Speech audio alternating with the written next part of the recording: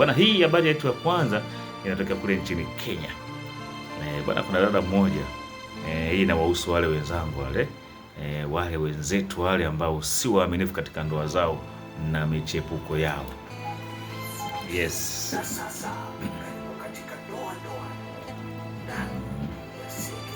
Yes bwana, ni ndoano kwenye seke, lakini pia ni ile segmenti muhimu kabisa ya ulimwengu na walimwengu. Bwana, Margaret, dada mmoja ambaye yeye kwa namna moja ama nyingine katika ndoa yake iliyokuwa imedumu zaidi ya miaka 12, lakini kwa sababu ambazo ziko nje ya mimi na wewe kufahamu, akaanza kuchepuka.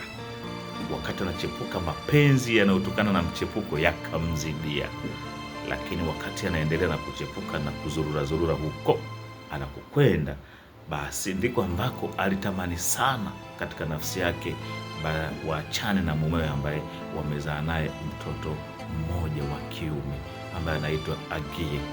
Agie ni mtoto wa Margaret ambaye Agie anategemea sana wazazi wake kwenye kuishi, lakini tayari ndoa ya baba yake na mama yake imeanza kupata ufa. Lakini wakati hayo akiendelea kuwa hivyo, Margaret alimwambia mpenzi wake ya kwamba natamani sana tuwe na uhuru kwenye maisha yetu, isipokuwa kikwazo ni mume wangu. Kwa kuwa mwanamume alijua dhamira ya huyo mchepuko wake ambaye ni Margaret, akasema tuvumilie, lakini hii hali tuliokuwa nayo ni bora zaidi kuliko hiyo unayohitaji, inaweza ikawa ni yenye madhara. Lakini kwa kuwa mwanamke alishikilia msimamo wa uhuru wa kuhitaji, lakini wanasema Waswahili katika maisha ya leo na yale ya kale, Mungu si athmani. Mume Margaret ukampata umauti, na ulimpata umauti akiwa naye Margaret nyumbani kwao. Baada ya kujiridhisha kwamba mumewe amefariki, alichokifanya Ibilisi, shetani, akamkumba vilivyo na akafanikiwa kumkumba, na ile kumbo likaingia mahala sahihi. Akaamua kupiga picha na maiti ile, kisha kumtumia mpenzi wake. Baby, my dear, honey, hasari, nikinywaga maji hadi kwenye glasi wanakuona, sina namna kusema, lakini hayo ndo maneno ya hisia zangu kuhusiana na mapenzi yangu. Leo nakupa surprise. Surprise gani?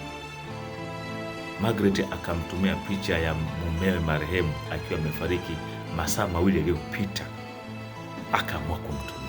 Lakini baada ya kumtumia mchepuko ule, na yeye akasema imekuwa ni vyema, kwa hiyo tutakuwa na uhuru wa mahusiano yetu, tutaenjoy na kujimwaya mwaya. Hii ni seke. Yes, ni seke. Na huu ni ulimwengu na walimwengu. Baada ya kumalizika kwa Eda na mambo mengineyo, Margaret akaanza uhuru wake wa kutafuta mahusiano yenye uhuru wa mapenzi shata kama alivyotarajia. Siku ya kwanza anakwenda kukutana na mchepuko wake. Bwana mkubwa akiwa na akili timamu alimuuliza swali moja, ikitokea je, na mimi umenichoka,